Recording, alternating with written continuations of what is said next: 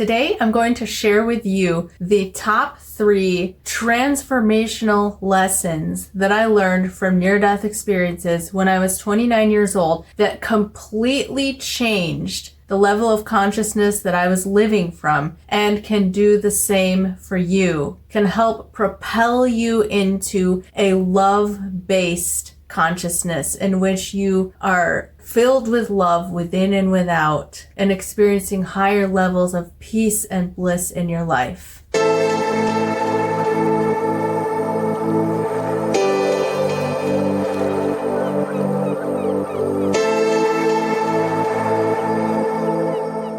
Welcome, I'm Melissa Denise, and I help people live lives of extravagant love. Side note, if you hear some banging around, it is my 2 kittens wrestling and playing right outside my door, and I'm not going to be able to edit out all of those sounds. So bear with me. I'm going to start today by sharing some of my story. My earliest earthly memories are of still being somewhat connected to the other side. Many of you already know that I have pre-birth memories of divine bliss, and I carried some of that knowing and remembrance into this life with me. I remember being very shocked at the lack of awareness of the collective human consciousness when I arrived here. Just not understanding things like war and fighting and people being rude and not caring if they hurt each other's feelings and people not getting along and yelling at each other, raising their voices, things like that.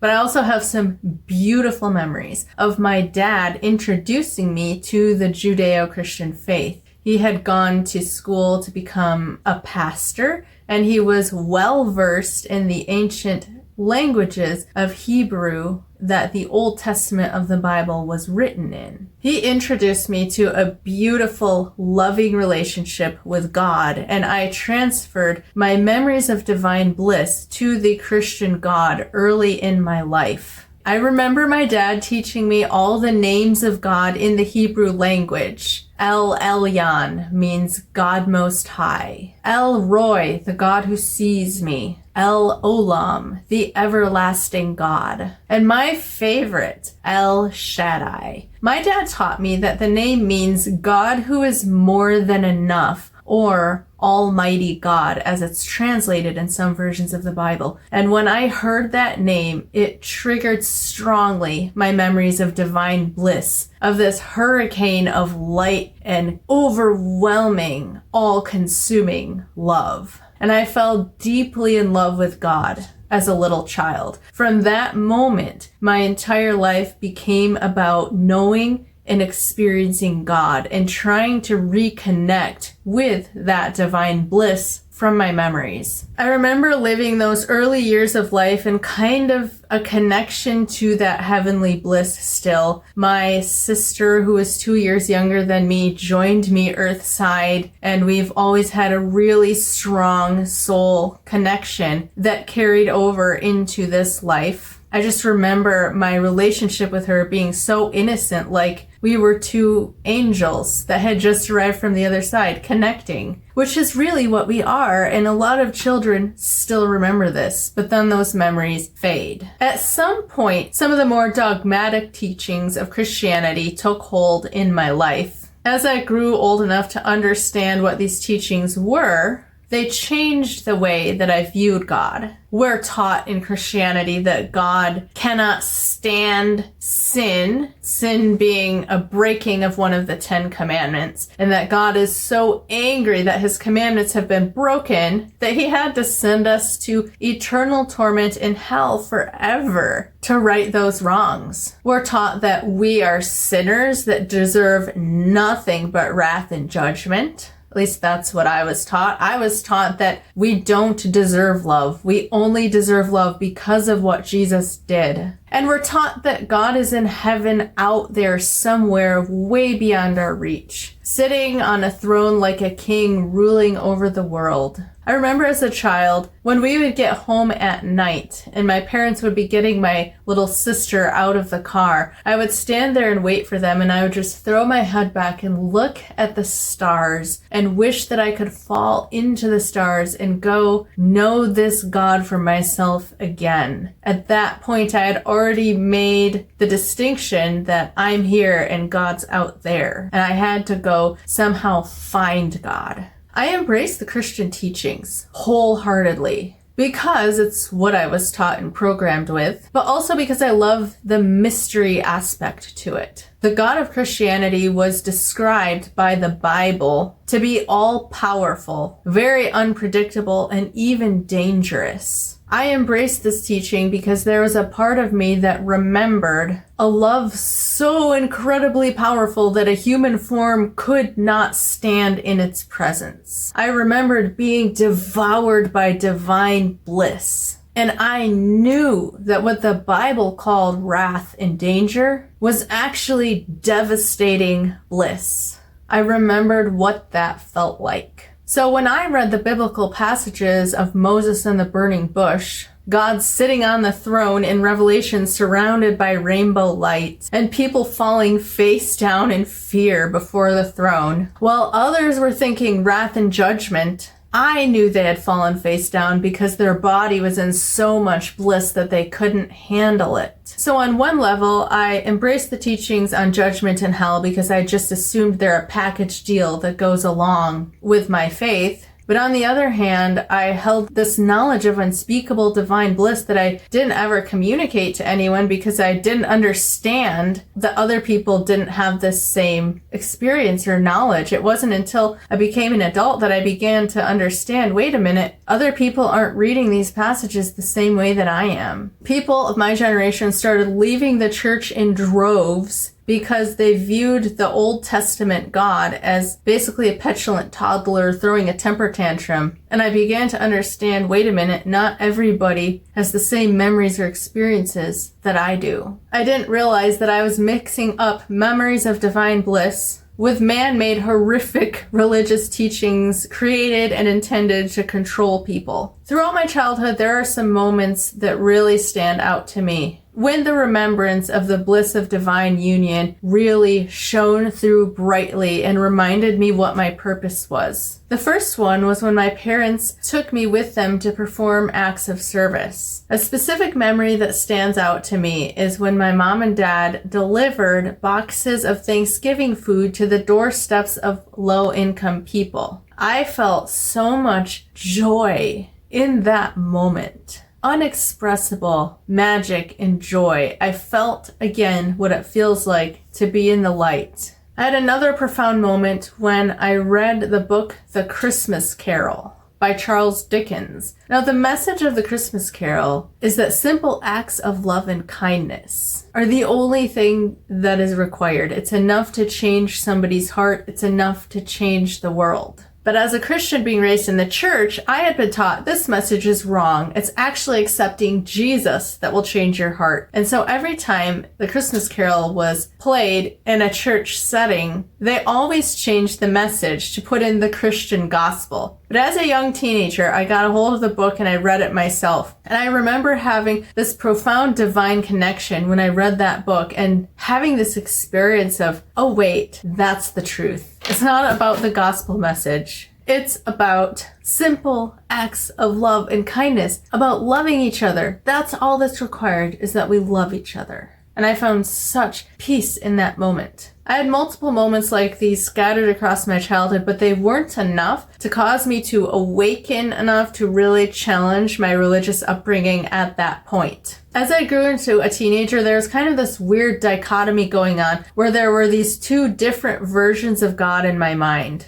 Actually, one of them was in my mind and one was in my heart. There's the one I was taught about in church that I mentally acknowledged was true because it was theologically correct according to what I had been taught. And if you had talked to me during that period in my life, this is the God that I would have affirmed. The God that needed a blood sacrifice to forgive sin, that was going to send everybody to hell who didn't accept Christ as their savior. There was this other version of God that I actually knew in my heart. I had a vibrant moment-to-moment relationship with this God. And this God was endlessly loving, endlessly forgiving, always understood people's viewpoints. And I knew this for a fact because this God was always communicating with me and directing me to be forgiving, to understand other people's viewpoints, not to judge them, putting me in their shoes in many cases and showing me this is what they went through to get to this point. So have empathy for them. So I knew on a deep, deep level that God does not judge anyone. God has infinite mercy and empathy for everyone because God knows what it is like to be in each person's shoes as if God is that person. In fact, this God that I communicated with in my heart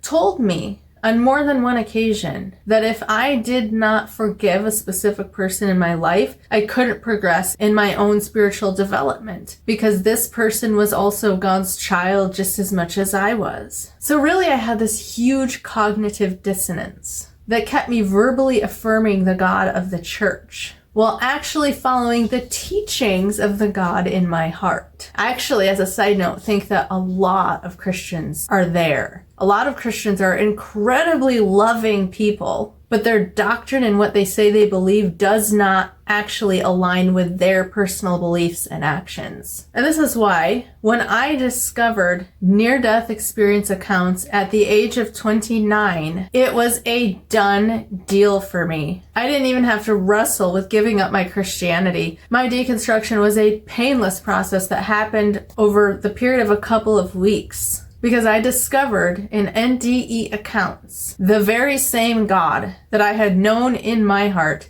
for my entire life. And here are the 3 most powerful, life-changing truths that I discovered that changed my life and that can also change yours. Number 1, God is love. I had been taught to give lip service to the idea that God is love. But Christians would often argue, yes, God is love, but God is also wrath. God's love can't stand sin or sinners, so because God is loving, God has to punish sin by throwing people into hell. And it was such a distorted version of love. I'll tell you the moment that I was set free from this toxic theology. I was pregnant with my 3rd child, and I was reading on my tablet near-death experience accounts, staying up late, felt miserable. My neck was craned because my tablet was almost dead, but I had to have it plugged into the wall. But I was spellbound by what I was reading. I was reading Kimberly Clark Sharp's experience, and I will share it with you here now. Suddenly, an enormous explosion erupted beneath me, an explosion of light rolling out to the farthest limits of my vision. I was in the center of the light. It blew away everything. It reached the ends of the universe, which I could see, and doubled back on itself in endless layers. I was watching eternity unfold. The light was brighter than hundreds of suns, but it did not hurt my eyes. I had never seen anything as luminous or as golden as this light, and I immediately understood it was entirely composed of love, all directed at me. This wonderful, vibrant love was very personal, as you might describe secular love, but also sacred. Though I had never seen God, I recognized this light as the light of God. But even the word God seemed too small to describe the magnificence of that presence. I was with my Creator in holy communication with that presence. The light was directed at me and through me. It surrounded me and pierced me. It existed just for me. Her words plunged me back into my own pre-birth memories as they described, in a way that I had never had anyone else put into words, my memories. A love so all-consuming that it devoured anything that was not love. And the way that that devouring love feels in your being is excruciating bliss. In an interview, Kimberly commented on that aspect of her experience, something that shed so much light on it. She said, "What mattered to me was the love that I felt from this light. It was immense. If I had been in flesh, I would have exploded like a bomb had gone off. I would have been in a jillion happy pieces though, because this love just penetrated everything about me." And that summed it all up right there.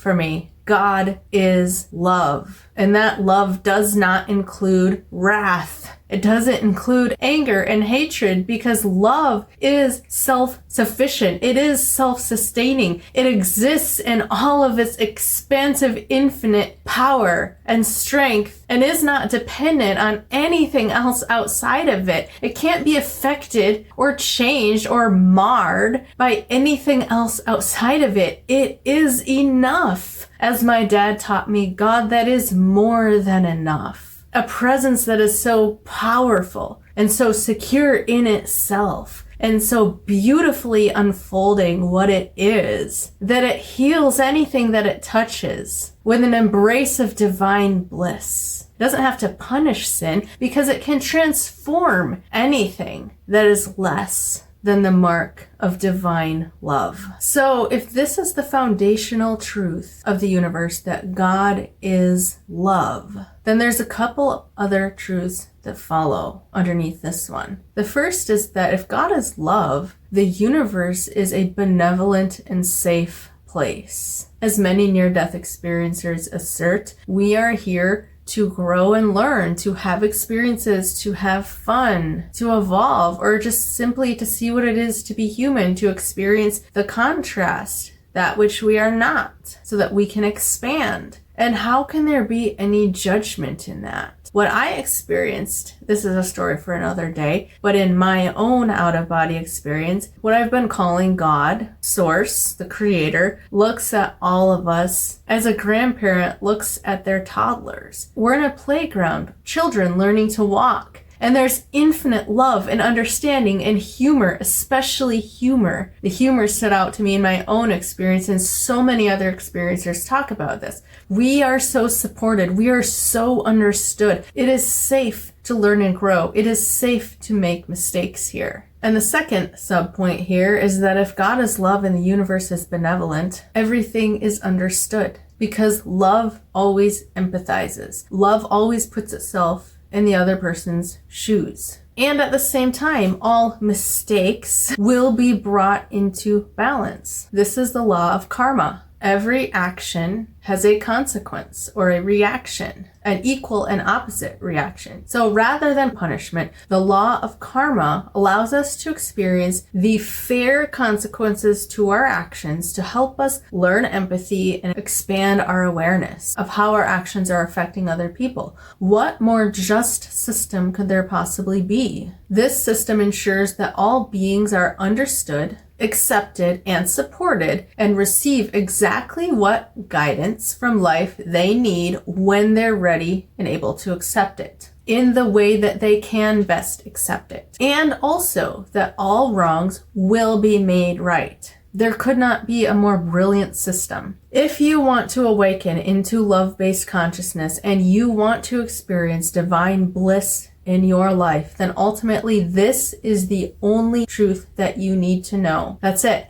God is love. Everything else flows from that truth. That is the beginning and the end of everything. But how? How can it be so simple? Well, because of the second profound truth that I learned from near-death experiences. You're looking for the perfect gift for a loved one this holiday season, or for yourself perhaps? I'm excited to announce my two most beautiful paintings of my mystical experiences and pre-birth memories. Number one is Music of the Light, my best effort to put the music and light and geometry and math and color and love and peace and bliss that I experienced in the light into a visual representation. Painting number two is The Joy of Being. This is my best portrayal of Jesus in the Garden of Light, laughing with the pure joy of being, bathed in the brilliance of the divine light of the other side. Each of these pieces captures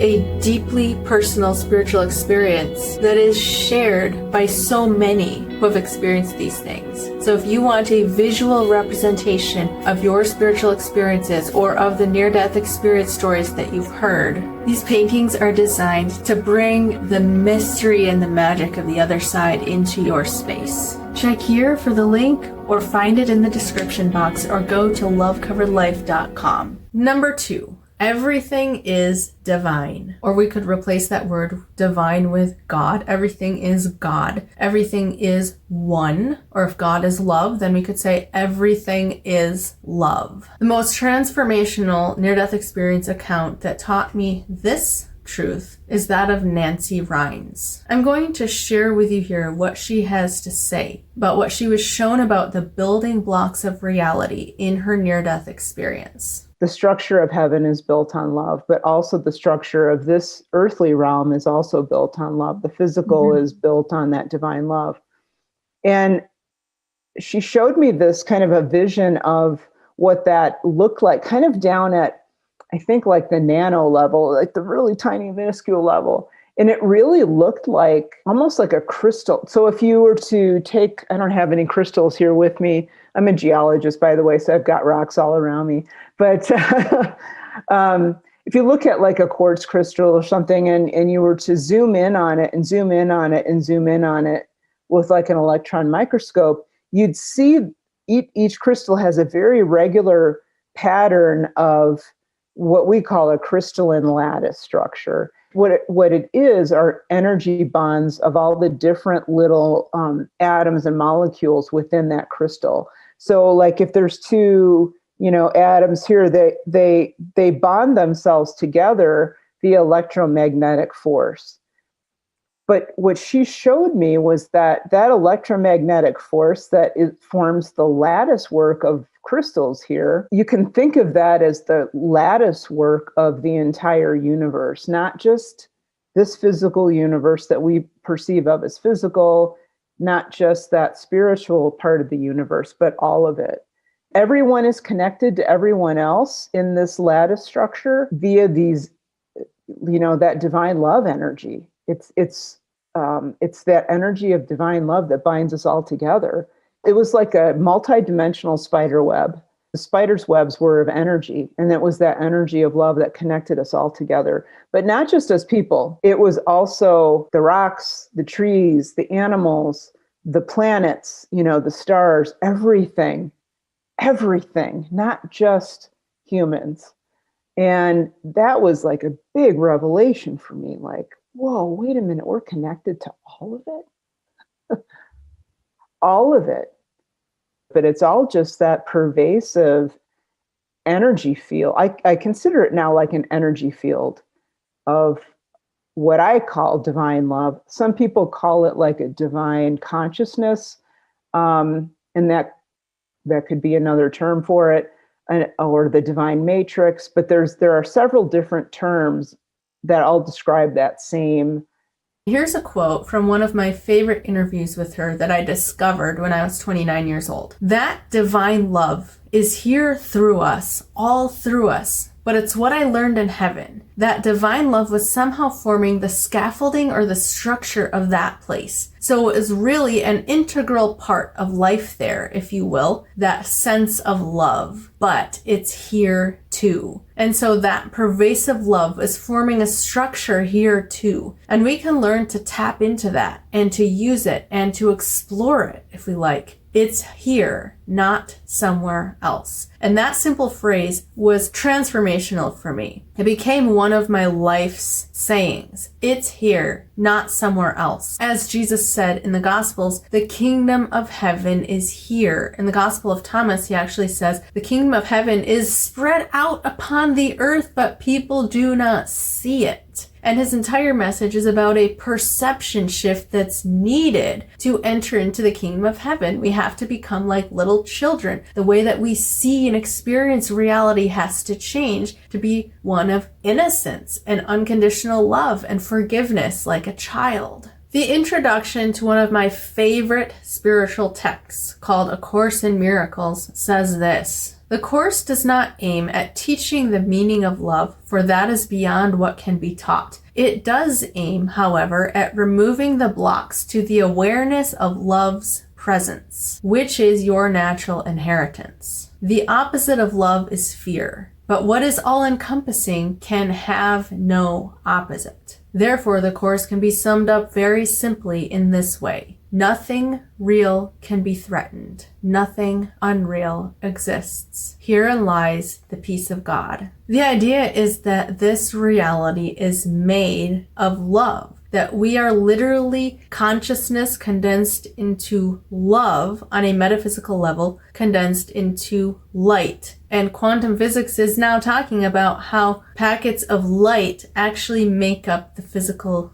universe. I've had some guests on my podcast talking about this very thing. Eileen McCusick, Dr. Sue Morter, Carrie Bennett. So everything comes from one source, the one consciousness, the I am that I am of the ancient Hebrew and Hindu religions. If you stretch back to the world's oldest religions, this is what you find. The I am that I am, the Brahman, the idea that there is one consciousness that pervades the universe. And this is what the mystics throughout time, across religious boundaries, have all taught, and what every person who has a mystical experience almost comes back to tell us. There is only one being in the universe. There is only one I, one self-aware being experiencing itself. I mean, think about it. We all refer to ourselves as I and me. We experience life as if we are the only ones at the center point of consciousness, but actually every other conscious being is experiencing that same center point of consciousness. We all refer to ourselves as I. We all feel like we're the center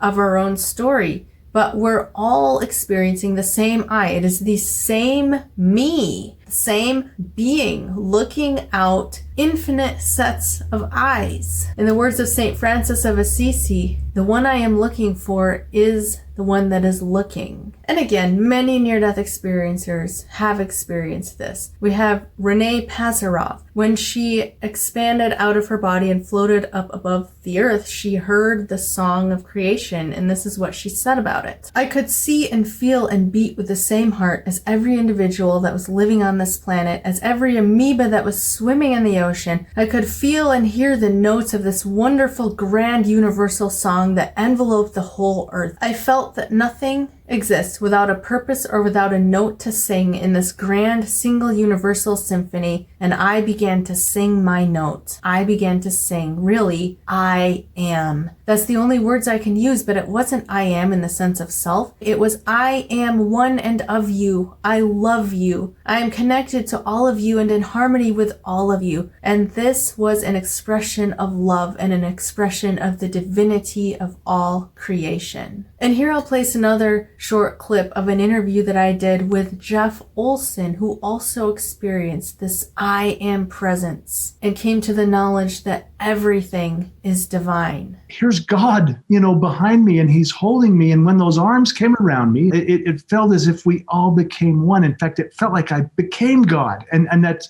was so difficult for me to say. And for years, but I became that. And I even asked that question, like, who am I? That's when the phrase came, I am that I am. And I realized, I am that I am. I'm part of that, and that is part of me. And as I said, it's a personal experience, but in that flash of enlightenment, if you will, I thought, wow, I'm a beautiful manifestation of all that love. And therefore, all of us, each and every one of us in our own unique way, is a perfect, profound manifestation of that love, of that light, of that divinity that I am, that I am. And I grew up with Jesus, and I still love Jesus. I love what he taught, but I saw it differently. Suddenly it wasn't about, Dad's favorite who came to show us how good he was. Suddenly I realized, wow, that was what Jesus was teaching. Walk on the water, Peter. Why do you doubt? He was holding up a mirror saying, can you not see your own divinity? So what sub-lessons do we have under this point? Well, it's really very simple. I am God, you are God, everything is God, and we should treat each other and know each other as such. And the third transformational lesson that I learned from near-death experience accounts, love is the answer. Now I could create videos for the rest of my life on what is love and how do we practically learn to embody it and play it out. And it can be challenging and difficult at times, but it is not complex. It is very, very simple. Love is the answer to every question that has ever been asked, every problem that could ever present itself to you. There is always a solution, and that solution is always love. Here I will share with you the most transformational near-death experience account that showed me this truth, and it's that of Howard Storm. When Jesus told Howard Storm that he had to go back and live his life, Howard asked Jesus what he wanted him to do. Here was Jesus' answer. When he was convincing me that I needed to come back here, I was like, well, if I were to come back to this world, what would you want me to do? And he said, I want you to love the person you're with. And I said, okay, great. But what do you want me to do? And he said, I want you to love the person that you're with. And I said, yeah, I understand, but I want to do something. And I started going off on this, how I'd build him a shrine and, make him famous and stuff like that. This all very ridiculous in retrospect, but it made sense to me at the time. And he said, I don't want you to do that. I don't need a shrine. I don't want you to go off on some big project. I just want you to love the person you're with. I said, what good will that do? And he said, it'll change the world. He said, this is God's plan. And that shut me up. And this is so absolutely profound for me as a child being raised in the Christian faith, where I had been told that the answer was to accept Jesus as your Lord and Savior and basically accept the tenets of the Christian religion. But here Jesus himself is actually saying, no, the answer is love. And he told Howard Storm that if he, one person Howard, went back and loved the person that he was with, that would be enough to change the world. One person doing this. How is this possible? Each person has a network of people that their loving action and intention affects, and it very quickly becomes an exponential domino effect that can reach around the world. But Melissa, that's not possible. Some people have said to me in my comment section, people perform loving acts all the time and it hasn't been enough to enlighten the planet. But are you sure about that? Are you sure that it hasn't been enough? Or is it just that we are in a time-bound experience here and so things take time to play out? Have you ever heard the phrase, every true act of goodwill always inspires another? I think from the movie Klaus. So one act of love doesn't stay one act of love for long. It becomes 2 acts of love, which becomes 4, which becomes 8, which multiplies exponentially very quickly. And because love is so much more powerful than fear or darkness or hatred, because love is the only thing that exists, it's going to create a larger ripple effect than people performing acts of fear or hatred. It's like when you walk into a dark room and you turn a candle on. There isn't a struggle between the flame and the darkness where they have to fight with each other to see who's going to win. You turn the light on and then the darkness disappears because the darkness isn't a thing. Darkness is simply the absence of light. And so performing one act of kindness is like turning the light on. There is no struggle between the acts of love and the acts of fear in this world. There's only the acts of love enlightening the collective consciousness. And like a flame, it will catch, and it catches very quickly. Now, with billions of people on the planet, it's going to take time, especially because we come here to learn and grow and to experience the contrast, but the outcome is inevitable. Love is the answer, and it will be revealed as the only reality, and it will enlighten every human mind. From the time that the first loving act was performed, it was a done deal. We now just get to participate in the process playing out. And so today I would like to inspire you to live lives of extravagant love, to find every way possible to perform genuine acts of selfless love, as it is the most powerful thing that you can do to change the planet. Far more powerful than voting for someone or taking political action or doing some big grand gesture, especially to be recognized. As near near-death experience accounts show us over and over and over when people have their life reviews, it is the small acts of love and kindness that are powerful enough to change the world, that have the biggest impact. Things that people do when no one else is looking, when they're not doing it for recognition or to feel good about themselves or anything other than just to simply brighten someone's day and put more love into the world. Right now in my community, we are doing an Acts of Kindness challenge for the month of December. It is completely free. You can sign up for my free community and be a part of it. Or if you'd like to support this podcast, I do have payment tiers available, starting as low as $2.50 a month. I would love to have you join us because the more people that we can get in the group sharing, the more ideas, the more inspiration, the more camaraderie doing this together. It just makes it so much more fun and so much more exciting. Link is in the description if you're interested. But please go out and do an act of love and kindness after watching this video, and let's turn the light on in human consciousness and let's set this world aflame with love.